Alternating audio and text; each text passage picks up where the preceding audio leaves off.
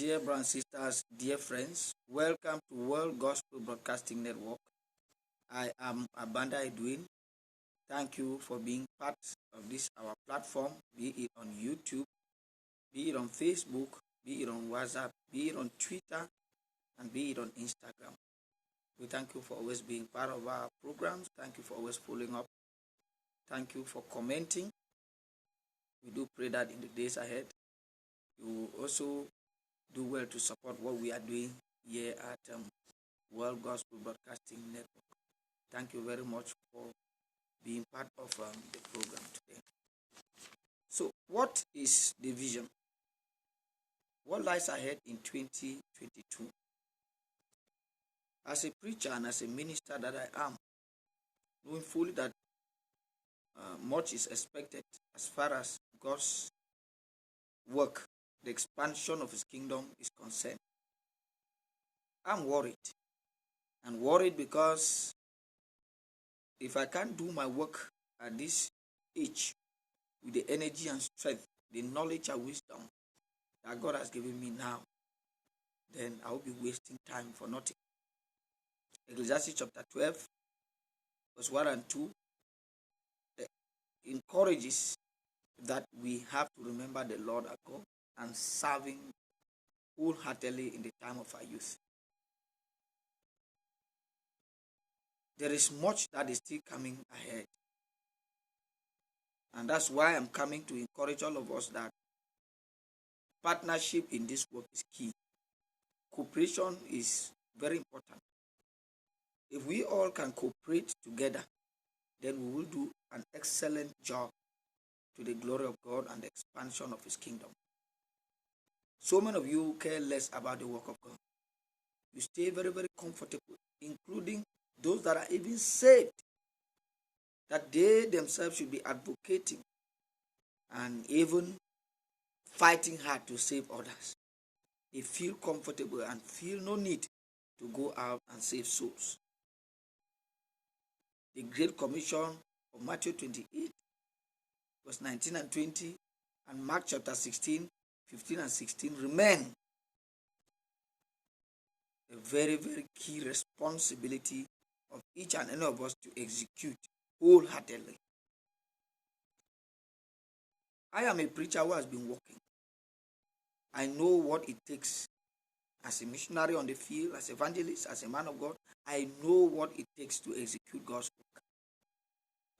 A lot of energy, time, and finances are expected for the work to be accurately and adequately executed. Is that unfortunate? That is like we can never have enough to do what is expected of us. I've been going out there for field work. I've visited numerous congregations, both in urban and interior areas of this country. When I move, I but cry. I weep. I see situations that we could attend to and help, but can't do it. I see people relaxing and feeling fine and feeling free, while their own very brothers and sisters are languishing, suffering as Christians in one corner or the other. Souls are perishing without knowing the truth. And some of us are very, very fine, comfortable, and careless about what happens. It is a very sad situation, dear brothers and sisters. I have moved in numerous congregations, especially in the interior part of this country. I've seen people who really hunger and thirst for righteousness. And the little that we do, to me, is not really enough. Given that the fee is right, but the laborers are small, even the few laborers that are there lack resources to go. I've canceled some trips that I was supposed to go simply because there are no means, no resources to go in these areas. I've been in areas that you trek. I really mean you trek kilometers upon kilometers. Areas where there is even no roads, no electricity. Last time I went for field work, I came back. I was attacked by malaria because of mosquitoes. It was not easy. Some of you have seen some of those mission trips. It's not easy. This work it really takes a lot of one's time, energy. finances. So when we look at this year 2022, as we are engaging this year, I'm expecting for more mission works to fast track and engage in more mission trips, more mission works for evangelism, congregational strengthening, and even encouraging and assisting in strengthening some brethren in some congregations to keep those congregations alive. It's very, very important. My good friend in the north, his Minister Haruna, has been requesting that I really come to the north. I go there and see what is happening. Unfortunately, I could not make it because it takes a lot for you to be there for that to take place. So we see into it that a lot of work needs to be done. We need to open new grounds for evangelism. Go and evangelize and help the environment and help the people. There are some people who really want the truth. You see the zeal that they have. But who will help them to be able to bring this truth to them? Congregations are suffering with no infrastructure, managing. In fact, if you really move, you see, sometimes people don't know. When I come here to cry and say all what I'm saying, I'm talking because I'm on the field. I'm on there with the people. I participate in the suffering they are going through. I know what they are going through. Congregations are suffering in this country. Infrastructural wise, they are suffering. The preachers are languishing in dire situation. They don't have square meal per day. They are suffering. A preacher is suffering with the wife, the children. Some of them are unable to attend, even have good education. But you see the preachers suffering to see that they work. And the congregations, they support them in their own way. And we have been struggling to really change the situation. Encourage the brethren to see the need to support their preachers for him to be very effective, to help them as a church spiritually, to help execute his ministerial work, his duty adequately, to do his work with all the zeal. Some of the preachers spend their time in the bush walking. They virtually don't even have enough time to even prepare a sermon. Some of them don't even attend all the programs. I'm here in Bengui almost the full week. If I'm not going to my 19 to Bomi, I'm here either on Wednesday for Bible study, prayer meeting, on the radio for preaching, or in one market or the other for outreach evangelism. When you calculate all this work, I'm still squeezing time to go to the farm to go and work. Because the children need to go to school. We need to pay our house rent. We need to pay our bills. All these movements that one is taking up and down, you need transportation to move. So when you start looking at all of this, it's not very easy. That's why some people are no longer, they have vacated the pulpit than to be suffering like this. No, let me go. I can be doing my work. After all, somebody once said, if I don't see be a preacher, I'll go to heaven. So he abandoned the ministry. Because it's like you are under some level of constant, suffering and no relief. So my dear brothers and sisters, wherever you are, we should learn to cooperate and assist each other. For some of you who cannot go out there and evangelize, support the people who are evangelizing. You can't go on the radio and preach. Support the radio program so that others can do the work and save souls. Support mission trips. So, my dear brothers and sisters, how to really support what we are doing, especially when it comes to our mission trips, mission work, evangelism trip.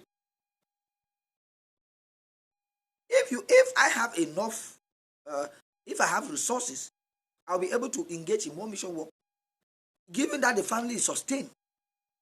Yes, if my wife, they have food to eat, the children are going to school. The bills of the house are paid. What's my problem? I should not be going out there to go and preach.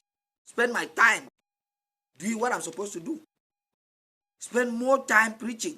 Spend more time evangelizing. Spend more time saving souls. Visiting, strengthening, equipping the brethren. I should be going out there.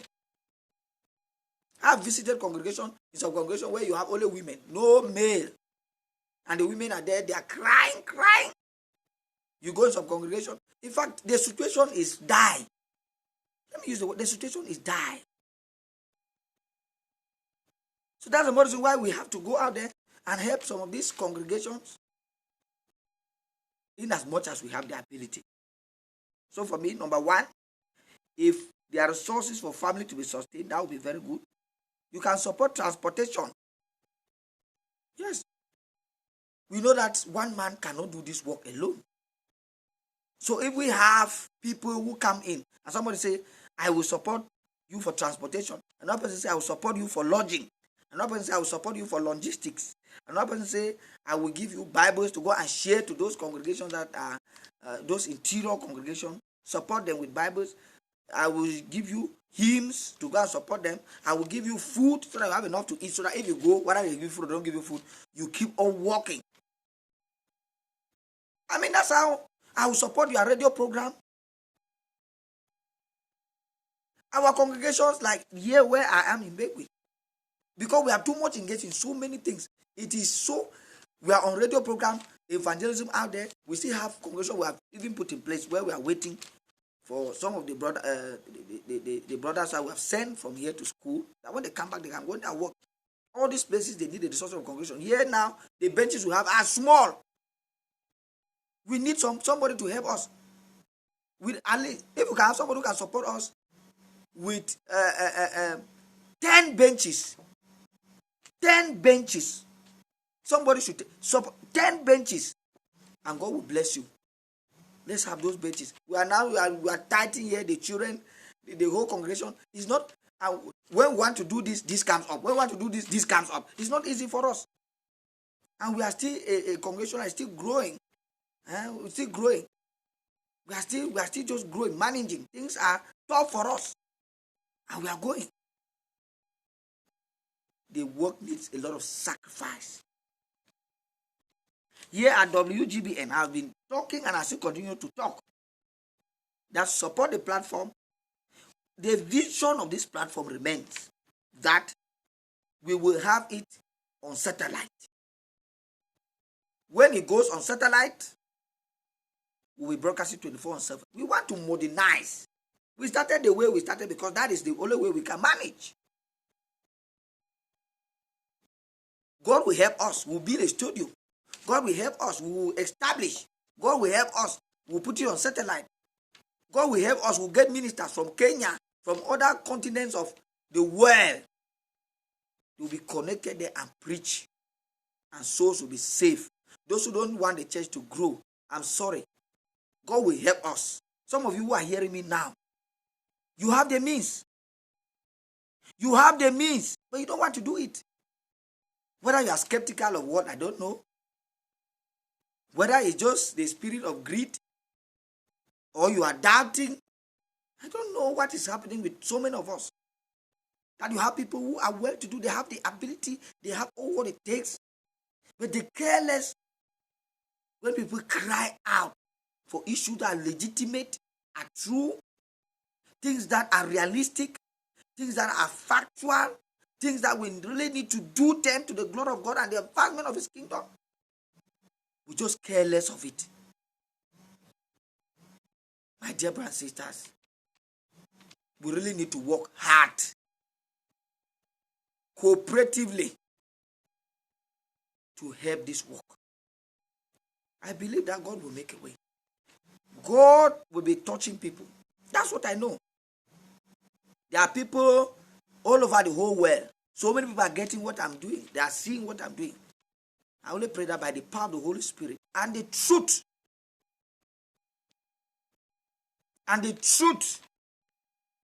of what is being presented will touch their heart. And they will see the need to do it. Thank you for being part of this broadcast. I'm your brother in Christ, Abanda Edwin. Thank you and God bless you. We are suffering from power deficit, so sometimes it goes dark and come back. Thank you for being part of the program. Bye-bye and God bless you.